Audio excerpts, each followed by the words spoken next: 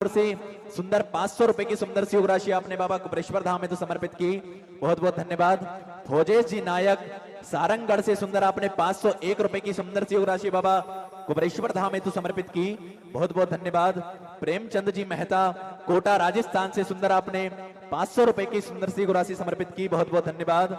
स्वराज सिंह चौहान जी की ओर से हरिद्वार से सुंदर 501 रुपए की सुंदर सी राशि आपने बाबा कुबरेश्वर धाम में तो समर्पित की, बहुत बहुत धन्यवाद। अनिल जी कुमार कर्नाटक से सुंदर आपने 1100 रुपए की सुंदर सी राशि बाबा कुबरेश्वर धाम में तो समर्पित की, बहुत बहुत धन्यवाद।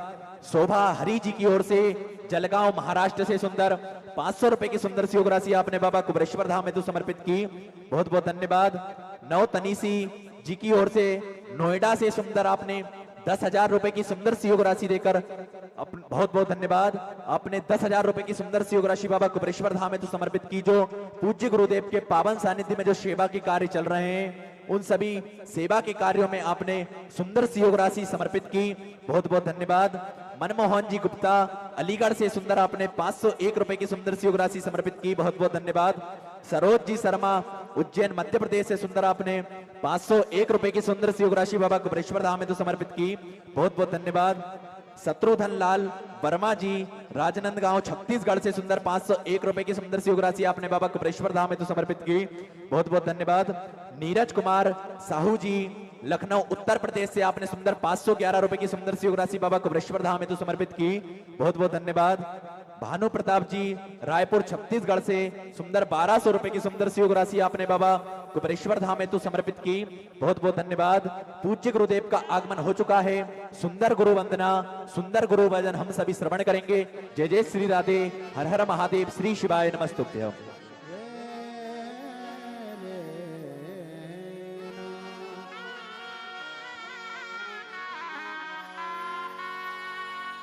गुरुर्ब्रह्मा गुरुर्विष्णु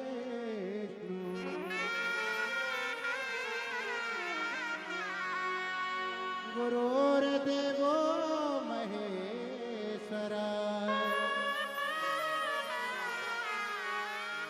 गुरुर्साक्षात् परब्रह्मा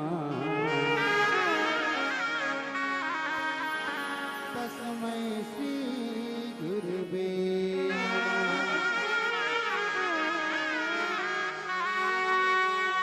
सत्य सत्य तुमको प्रणाम गुरुवर तुमको प्रणाम हो सत्य सत्य तुमको प्रणाम गुरुवर तुमको प्रणाम हो सत्य सत्य तुमको प्रणाम गुरुवर तुमको प्रणाम हो सत्य सत्य तुमको प्रणाम गुरुवर तुमको प्रणाम हो नहीं जानो मैं तो जन्म मरण को नहीं जानो मैं तो जन्म मरण को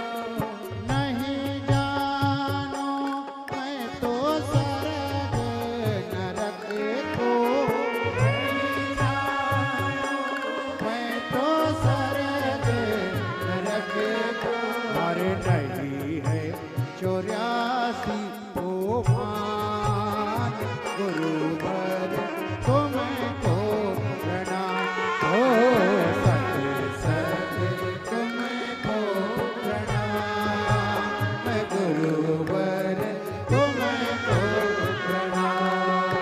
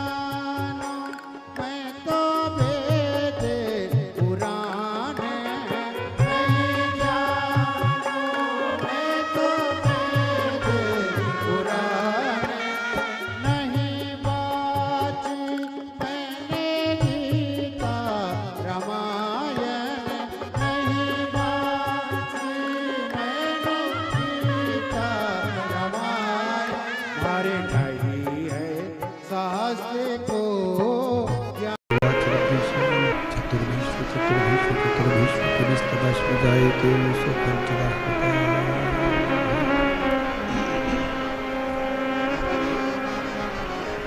बोल विश्वनाथ भगवान की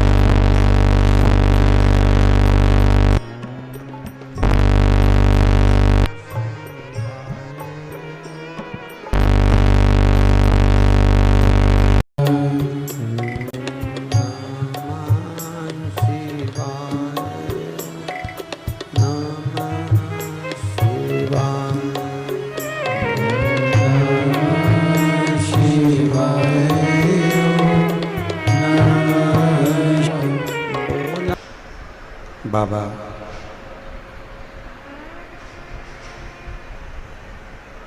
देवादिदेव महादेव की कृपा से पवित्र पावन माँ यमुना जी का तट दिल्ली बुराड़ी की ये निरंकारी मैदान की ये पवित्र कथा हस्तिनापुर शिव महापुराण की कथा श्रवण करने का सौभाग्य बाबा देवादिदेव महादेव की कृपा से आप और हमको प्राप्त हुआ। बड़े भाग्यशाली हैं सभी शिव भक्त जो इस पवित्र कथा का लाभ ले रहे हैं।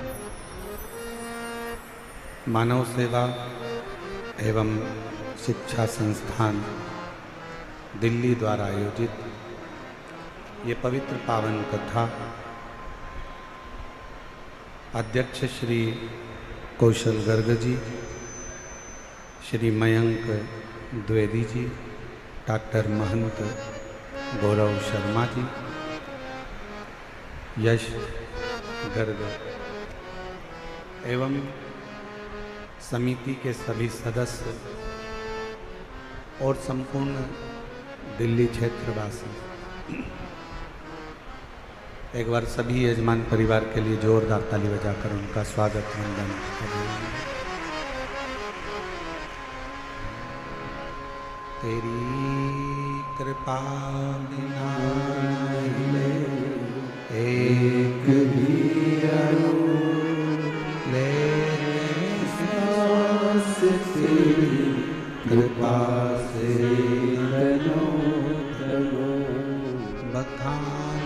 क्या करूं मैं फूलों के ढेर का चपटी गोद में खजाना कुबेर का, हे गंगाधार मुक्ति द्वार ओंकार तू, भोले ओंकार तू, आयो शरण तिहारी शंभो तार तार तू। भगवान भूत बावन भूतेश्वर भगवान शिव जो संपूर्ण जगत का कल्याण करने वाले हैं, ऐसे भगवान शिव की ये पवित्र कथा का लाभ आप और हम ले रहे हैं।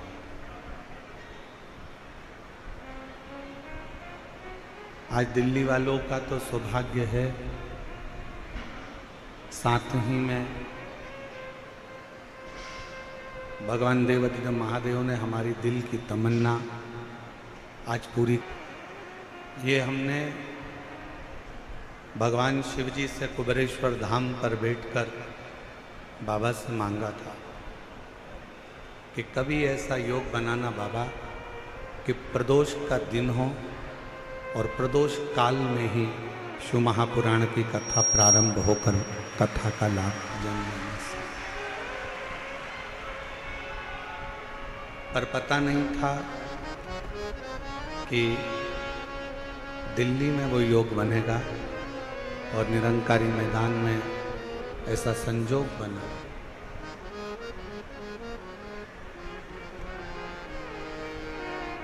अगर ऐसा मालूम होता तो इस कथा का नाम हम प्रदोष शिव महापुराणी रख देते, जिससे प्रदोष के दिन प्रदोष काल में प्रदोष शिव पुराण का लाभ है। बहुत दिली तमन्ना थी, बहुत समय से सोच रहे थे कि प्रदोष के समय पर प्रदोष के दिन मेरे शिव जिस दिन माता पार्वती जी को लेकर प्रदोष काल में प्रदोष के दिन भ्रमण पर निकलते हैं और जहाँ शिव महापुराण की कथा हो रही होती है उस स्थान पर 12 ज्योतिर्लिंग के साथ शंकर पार्वती के साथ थोड़ी देर आकर कथा का रसपान करते हैं।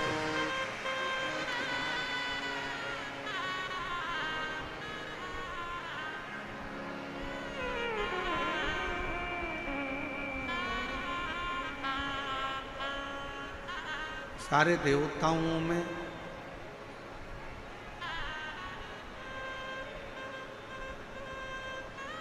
अगर महाशब्द का संबोधन किसी के सामने लगा है तो वो भगवान शिव है।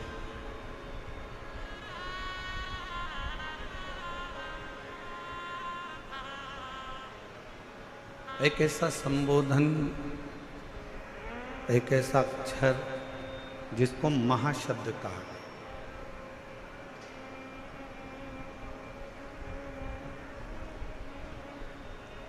तैतीस कोटि देवताओं में केवल एक देव हैं,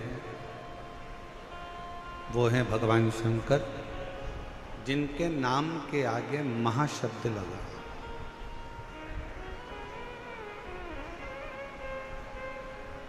लक्ष्मी जी ने भगवान शिव जी की सेवा करी थी, इसलिए लक्ष्मी जी को भी भगवान शंकर ने अपने अक्षर में से, अपने शब्द में से महाशब्द भगवान शंकर ने लक्ष्मी जी को दे दिया था, तो लक्ष्मी महालक्ष्मी कहलाई थी।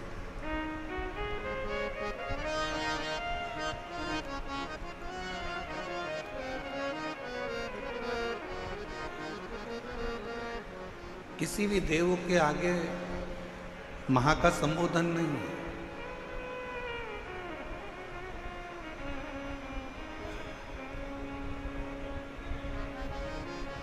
केवल एक देवाधिदेव महादेव भगवान शंकर के आगे महाशब्द का संबोधन।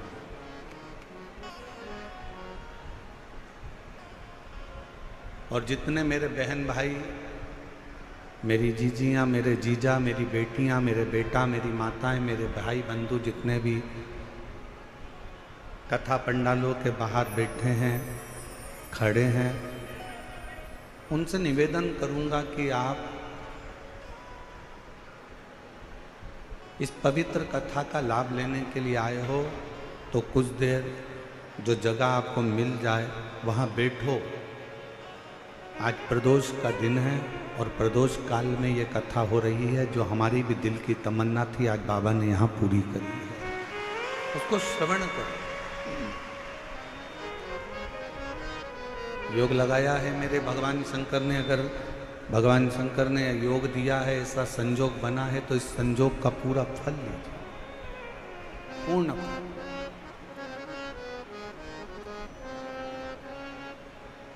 तैतीस कोटि देवताओं में केवल एक देव हैं जिनके नाम के आगे महा का संबोधन, और यह महा का संबोधन किसने दिया? कोई डॉक्टर की उपाधि करता है, पीएचडी कर लेता है तो उसको उपाधि मिल जाती है। कोई इंजीनियरिंग कर लेता है तो इंजीनियरिंग की उपाधि मिल जाती है। कोई सीए क्लियर कर लेता है तो उसको सीए की उपाधि मिल जाती है।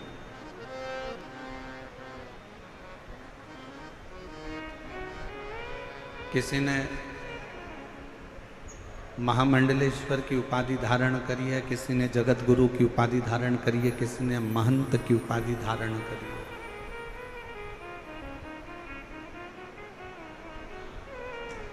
किसी ने अध्यक्ष की, किसी ने उपाध्यक्ष की, किसी ने मंत्री की, किसी ने मुख्यमंत्री की, किसी ने प्रधानमंत्री की, किसी ने राष्ट्रपति की।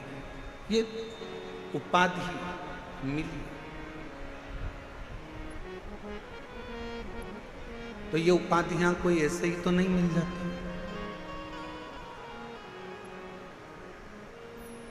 अगर कोई विशेष उपाधि आपको मिली है तो उपाधि के पीछे कोई तो कारण होगा। महा संबोधन ये वो संबोधन है कि 33 कोटि देवताओं में, गंधर्वों में, अप्सराओं में, देवता हो चाहे अप्सरा हो, चाहे गंधर्व हो, चाहे मनुष्य हो, चाहे जलचर हो, चाहे थलचर हो, चाहे वायुचर हो, इन सभी में जो श्रेष्ठ है, जो सर्वश्रेष्ठ है, उस उपाधि से इसको सम्मानित किया। अब वो सम्मानित करने वाला कौन है? कौन सम्मान दे सकता है, कौन सम्मानित कर सकता है? तो तेरा ही दिया खाया पिया तेरा शुक्रिया, तेरा शुक्रिया, मुझे भोले बाबा ने बहुत दे दिया, तेरा शुक्रिया, तेरा शुक्रिया। ये संबोधन कैसे मिल सकता?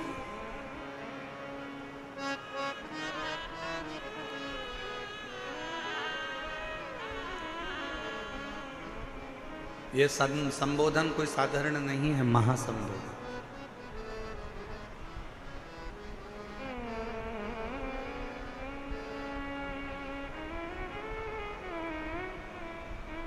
जैसे अभी आपने बीच में सुना होगा कि एक होता है कुंभ, एक होता है महाकुंभ। एक महाकुंभ,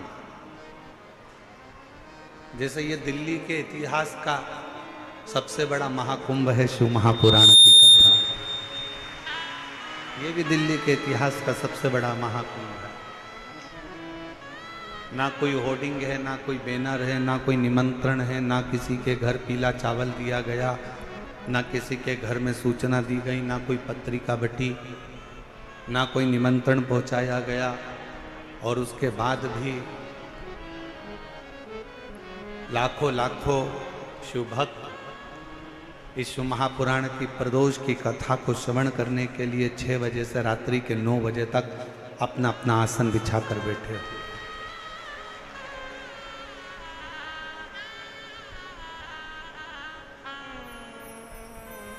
पांच देव हैं शिव पंचायत में। 5 देवताओं को बिठाया जाता है। एक माँ जगतजननी दुर्गा भवानी, भगवान विष्णु, भगवान श्री गणेश, भगवान शंकर,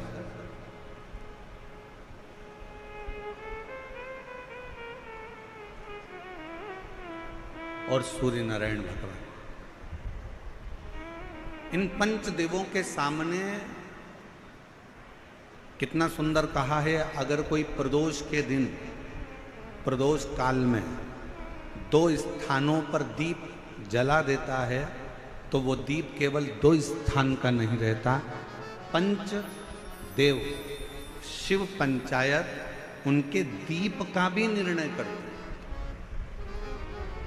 एक दीप है भगवान शंकर के मंदिर में और दूसरा दीप है अपने घर के दरवाजे पर सीधे हाथ की ओर जलाना। ये प्रदोष के इन दीपों का भी निर्णय कोई दूसरा नहीं करता। इन दीपों का भी निर्णय अगर कोई करता है तो भगवान शंकर की जो पंचायत है शिव पंचायत, भगवान शिव की जो शिव पंचायत है वो निर्णय करती है, वो निर्णय देती है।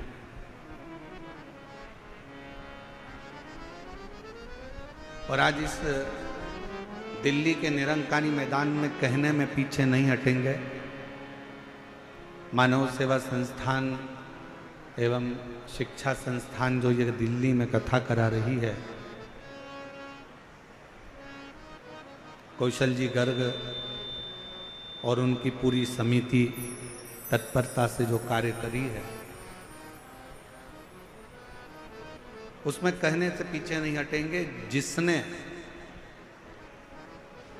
प्रदोष काल के समय पर भगवान शंकर का पूजन किया है, जिसने प्रदोष काल के समय पर शंकर का स्मरण किया है, जिसने प्रदोष काल के समय पर भगवान शिव के मंदिर में दीप प्रज्वलित करा है, जिसने प्रदोष काल के समय पर भगवान शंकर के मूल मंत्र नमः शिवाय, ओम नमः शिवाय या श्री शिवाय नमस्तुभ्यम का जाप किया है, या प्रदोष काल के समय पर शिव की कथा का रसपान किया है, उसकी जिंदगी में मेरा भोले बाबा शिव पंचायत क्या क्या देगी, ये तो दिल्ली वाले बाद में मालूम करेंगे कि उनको क्या मिलेगा।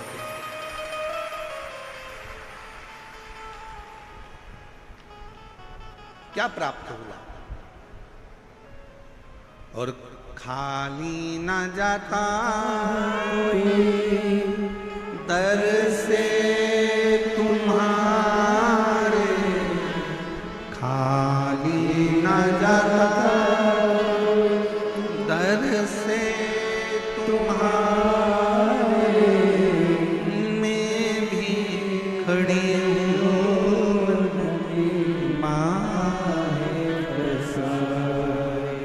अपने हृदय लगानो, गिरा जा रहा उठानो, भोले अपने दर से अब तो न टालो, गिरी जा रहे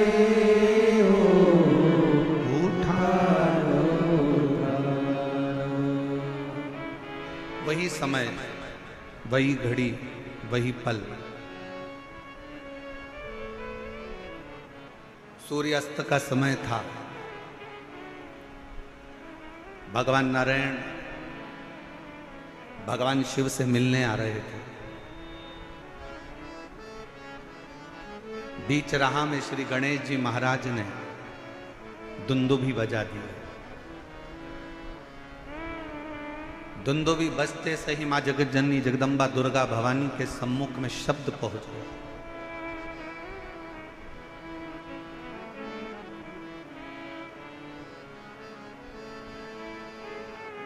कि सूर्यास्त का समय है, सूर्य विराम लेने जा रहा है और उस समय पर मिलन हो रहा है भगवान नारायण और भगवान शिव का। गणेश जी ने जो दुमदुमी बजाई, 64 योगनिया, 33 कोटि देवता, सारे गंधर्व, सारी अप्सराएं, सारे नाग, सारे किन्नर, सब सामने आकर खड़े हो गए, पुकारने लगे, बाबा बाबा हमारी कुछ कामना है वह आप पूर्ण करिए। स्वयं नारायण देव कहते हैं कि इस समय पर तो सूर्य अस्त का समय है, मैं आपकी कामना को कैसे पूर्ण करूं। तब भगवान शिव से भगवान नारायण ने कहा, प्रभु आज आप इन देवों की कामनाओं को, इन गंधर्वों की कामनाओं को, इन अप्सराओं की कामनाओं को, इन नागों की कामनाओं को, इन सभी जीवों की कामनाओं को आज आप पूर्ण कर दीजिए। और वो प्रथम दिन था, प्रदोष का दिन, जिस दिन मेरे शंकर भगवान को महाशब्द से पुकार कर देवताओं ने संबोधित कर कर अपनी कामनाओं को। और बधाई हो दिल्ली वालों सभी को, मेरे दिल्ली की एक एक जीजियों को, एक बेटियों को, बेटाओं को, मेरे जीजाओं को, मेरी माताओं को, मेरे भाइयों को, मेरे बुजुर्गों को मैं दंडवत प्रणाम कर कर आपको साधुता देता हूं कि आज ना जाने कौन सी किस्मत आपकी चेती है जो प्रदोष काल में, प्रदोष के दिन शिव महापुराण की कथा का लाभ आ,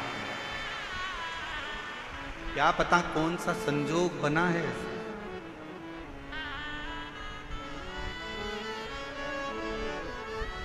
और दिल से बाबा से कहो, जो दुमदुमी बजी सब की सब देवता आ गए, सारे की सारे। शिव पंचायत निर्णय देने के लिए होती है, शिव पंचायत निर्णय के लिए निर्णय देती। महाराज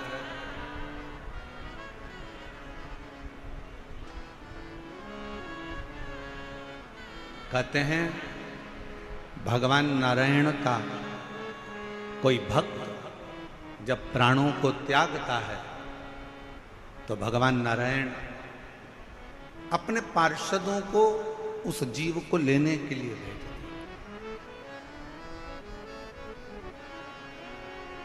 भगवान नारायण उन पार्षदों को, जीव को लेने के लिए भेजते हैं कि ये मेरा भक्त प्राणों को त्याग रहा, मेरा भक्त प्राणों को छोड़ रहा, जाओ इस जीव को लेकर बैकुंठ को आओ, जाओ इस जीव को लेकर बैकुंठ को आओ, जाओ।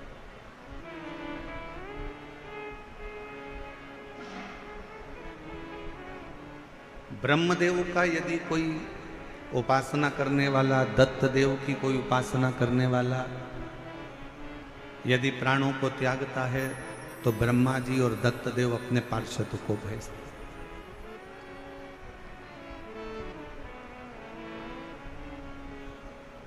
माँ जगतजननी जगदम्बा दुर्गा की उपासना करने वाला जब कोई प्राणों को त्यागता है तो माँ जगतजननी जगदम्बा दुर्गा अपनी योगिनियों को भेजती हैं किस जीव को लेकर।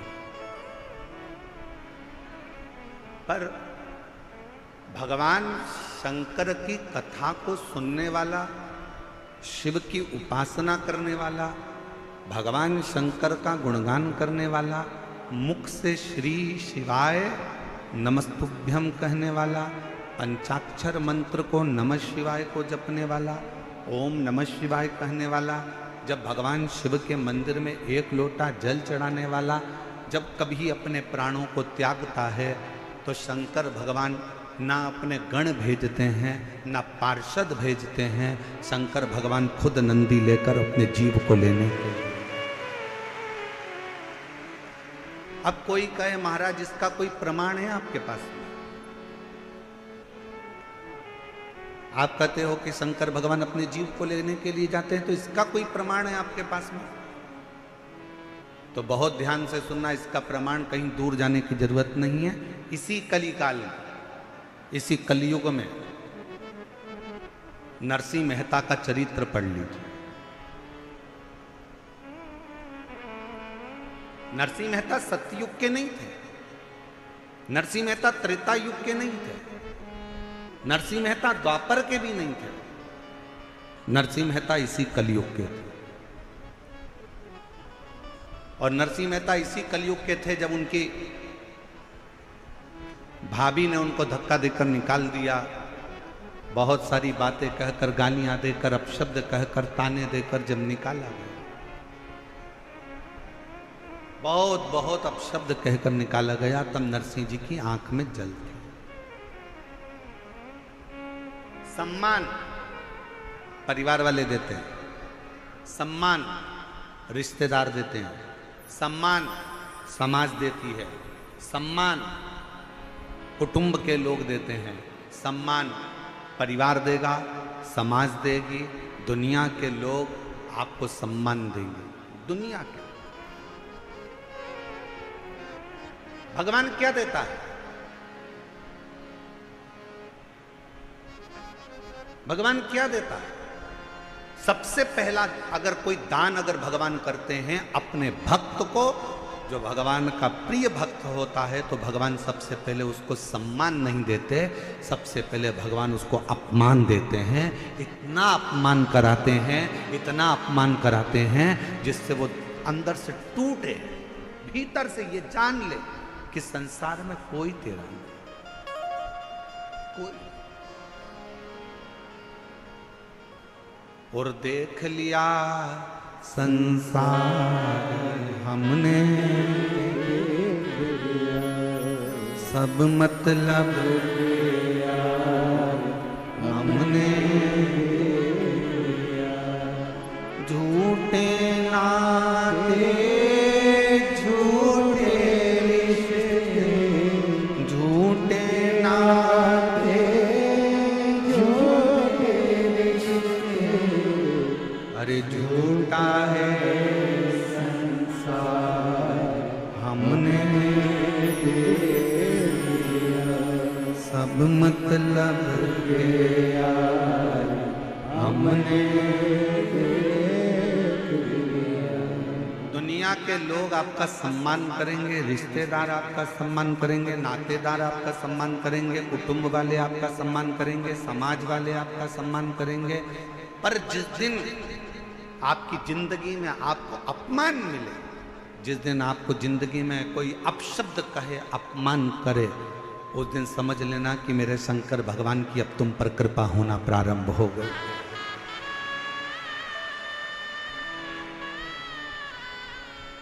कितना सुंदर कहा है किसी ने, चाहने वालों की संख्या कम हो जाए ना चलेगा, चाहने वालों की संख्या कम हो जाए, तुम्हें प्यार करने वालों की संख्या कम हो जाए चलेगा, पर तुमसे नफरत करने वालों की संख्या बढ़ना चाहिए। चाहने वाले कम हो जाएंगे चल जाएगा, पर तुमसे जलने वाले, तुमसे नफरत करने वाले बढ़ना चाहिए, इनकी वृद्धि होना चाहिए। क्यों? क्योंकि जगत में प्रचार कभी भी चाहने वाला नहीं करता, जगत में प्रचार हमेशा नफरत वाला ही करता है। उसको करना, यश मिले समझ लेना कि दुनिया ने दिया, सत्कार मिले समझ लो दुनिया ने दिया। एक बहू होती है जिसको सास हमेशा अच्छा कहती है, मेरी छोटी बहू बहुत अच्छी है, मेरी बहू आगरा में रहती है, मेरी बहू फिरोजाबाद में रहती है, मेरी बहू नैनीताल में रहती है, बहुत अच्छी है, बहुत अच्छी है, बहुत अच्छी है। और एक बहू जो सास के साथ में रहती है ना, उसके लिए सास हमेशा इसमें तो अक्ल ही नहीं है, ये तो मूर्ख है, ये तो हर कुछ बोलती है, मेरे को दिन भर झगड़ा करती है, मेरे को दिन भर मेरे को खाती रहती है, दिन भर मेरे को परेशान करती रहती है। मेरी सासू माँ, ओ मेरी जीजियों, निवेदन करूँ ना, दूर के ढोल सुहावने होते हैं, वो आगरा वाली, वो नैनीताल वाली, वो मुंबई वाली तो कभी कभी मिलती है, पर जो रोज तेरे साथ में रहती है ना, जब तेरा सिर दुखेगा ना, तो वो आगरा वाली और नैनीताल वाली नहीं आएगी, वो दिल्ली वाली ही दौड़ कर आएगी।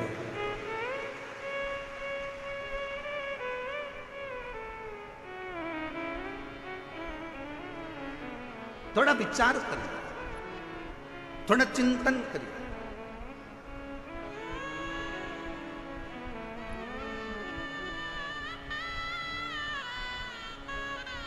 अपयश मिल रहा है कोई बात नहीं, दुनिया के लोगों को एक बहू कहती है मम्मी सारा यश तो हमारी देवरानी को दे देती है, हमारी जेठानी को दे देती है, हमें तो कोई यश ही नहीं मिलता, तो काम करने से क्या फायदा। नहीं नहीं, करते रहो।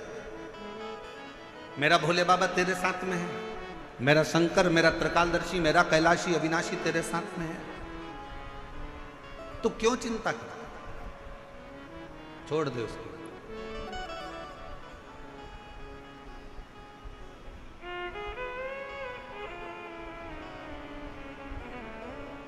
हमारी सास ने पूरी प्रॉपर्टी, हमारी सास ने पूरा गोल्ड, हमारी सास ने पूरा जेवर हमारी जेठानी को दे दिया गुरुजी, हमारी देवरानी को दे दिया गुरुजी, हमारी नंदन को दे दिया गुरुजी, और हमको कुछ नहीं दिया। मत देन दे, फिर भी सास की सेवा करना, फिर भी ससुर की सेवा करना, बीमार हो जाए तो हॉस्पिटल लेकर जाना, उनके चरणों को दबाना, उनको प्रणाम करना। वो भले पूरा जेवर, पूरी प्रॉपर्टी तुम्हारी देवरानी जेठानी को दे दें, मना नहीं है, पर उसका सत्कार तुम करना मत भूलना। क्यों? सास की दी हुई प्रॉपर्टी हो सकता है एक दिन जेठानी का लड़का पूरा की पूरा वायदे में लगाया है, शेयर मार्केट में लगाया है और पूरी प्रॉपर्टी पूरी गोल करिया है, पर सास ने जो आशीर्वाद दिया है वो तुम्हारा न डब्बे में जाएगा न वायदे में जाएगा। सास का आशीर्वाद तुम्हारे को उन्नति की ओर लेकर जाएगा, ससुर का आशीर्वाद तुम्हें तरक्की की ओर लेकर जाएगा। कोई कहे हमारी सास दिन भर गाली देती है, उसको देने दो, उसको देने दो।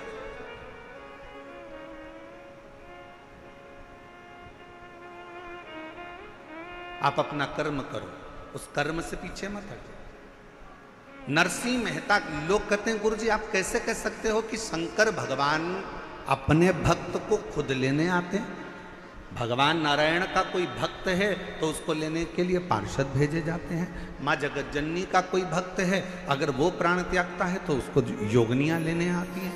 ब्रह्मा जी अपने पार्षद भेजते हैं, भगवान दत्त अपने पार्षद भेजते हैं, पर शिव जी अपने भक्त को लेने के लिए स्वयं आते हैं। ये आप कैसे कह सकते हैं? आप कैसे बोल सकते? और लाखों की संख्या में आए हुए मेरे शिव भक्तों, मेरे बाबा के इस निरंकारी मैदान में आए हुए आपकी विश्वास के साथ बैठकर कथा सुन रहे हो मेरे लाखों लाख शिव भक्तों, एक निवेदन करना चाहूँगा।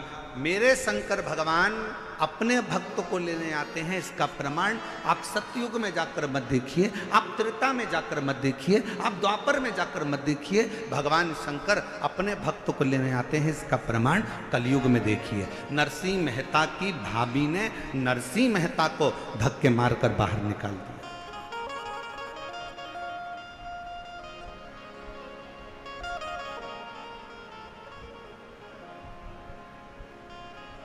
नरसिंह जी से पूछा गया, क्यों रे नरसिंह, तेरी भाभी तो बड़ी तेज है। नरसिंह जी बोले भाभी कैसी भी हो, पर मेरा भाई तो मेरे साथ है ना, मेरा दादा तो अच्छा है ना, मेरा भाई तो अच्छा है ना। और भाई ने करा क्या था मालूम है आपको? नरसिंह मेहता जी के भाई ने क्या करा था कि नरसिंह मेहता जी के भाई को मालूम था कि नरसिंह जी को मेरी पत्नी धक्के मारकर निकाल देगी, तो नरसिंह जी के भाई ने नरसिंह जी को जब धक्का देकर निकाला जा रहा था तो भाई चिल्लाकर बोला, रो नरसिंह, ओ नरसिंह,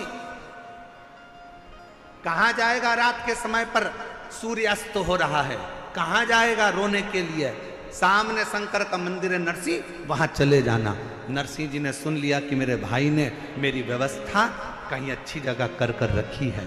आधी रात को प्रदोष काल में, समय ढलते में, शाम का समय था, सूर्यास्त हो रहा था। नरसिंह जी कहाँ जाते? शिव महापुराण की कथा कहती है भाई ने, तो नरसिंह जी के मुख से निकलता था कि मेरी भाभी भले कैसी भी हो पर मेरा भाई अच्छा है, मेरी भाभी कुछ भी बोले पर मेरा दादा अच्छा है। बस वही शब्द आपके मुंह पर होना चाहिए, जमाना कैसा भी हो पर मेरा बाप शंकर भगवान अच्छा है, वो मुझे संभाल, मेरा शिव मुझे संभालेगा, मेरा पिता मुझे संभालेगा, मेरा उघड़दानी मेरा शंभु मुझे संभालेगा, कोई दूसरा संभाले ना संभाले।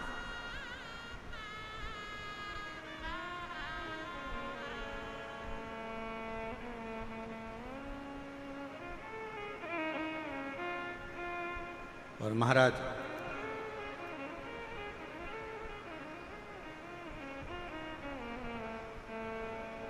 नरसिंह जी शिव जी के मंदिर में रात के समय पर रोते रहे।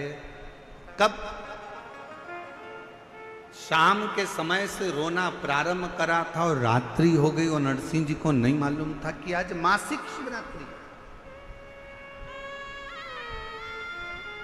दिल्ली वालों को भी नहीं मालूम था कि जब निरंकारी मैदान में कथा चलेगी तो कथा के चतुर्थ दिवस में प्रदोष पड़ जाएगी। दिल्ली वालों को भी नहीं मालूम था कि कथा के 5वें दिन मासिक शिवरात्रि पड़ जाएगी और छठे दिन तो वैसे भी कथा की शिवरात्रि होती है। किसको मालूम? आप तो तैयारी कर कर बैठे थे कि हमारे दिल्ली में कथा हो रही है, हमें कथा सुनने जाना है, हमें कथा सुनने जाना है। मेरे पास में ही हो रही है, गुराड़ी में ही हो रही है, मेरे निरंकारी मैदान में हो रही है। वहां तक तो मेट्रो भी जाती है, वहां तक तो गाड़ियां भी जाती हैं और बड़े प्रेम से जाएंगे। सब तैयारी कर कर बैठे। तुम्हें नहीं मालूम कि प्रदोष के दिन, और तुम्हें यह भी नहीं मालूम था कि बाबा कब तुम्हारे ऊपर कृपा कर देगा कि वो तो दिन में कथा थी, वो प्रदोष काल में प्रदोष के दिन श्रवण करा देगा। ये भी तुमको नहीं मालूम, ये भी तुम्हारे स्मरण में नहीं।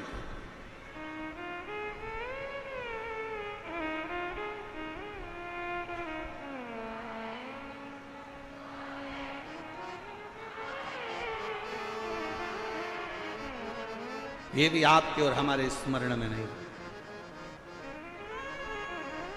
हमारी चित्त वृत्ति में नहीं।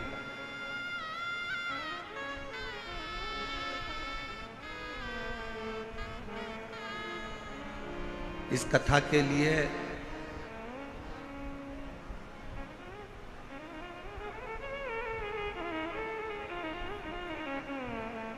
आप लोग कथा सुने होंगे तो हमने एक बार हमारे सीहोर से भी इस कथा का वर्णन किया था कि एक बार का मन है कि प्रदोष काल में प्रदोष के दिन शिव महापुराण की कथा प्रदोष के नाम से ही हो। आप लोगों ने सुना था एक बार पहले, हमने कभी व्यासपीठ से ये कहा था। दिल था, हृदय था, मन। और आज बाबा ने, हमें क्या मालूम था कि दिल्ली वालों के इतने पुण्य हैं क्या, दिल्ली वालों के इतनी कृपा है क्या बाबा? हमें नहीं मालूम कि दिल्ली वालों का इतना इतना पुण्य होगा। शंकर जी के मंदिर में इन्होंने इतना लोटा भर भर के जल चढ़ाया होगा कि क्या कहूं मैं आपके। आप आज घर जाओ ना तो सब अपनी अपनी नजर उतरवा लेना।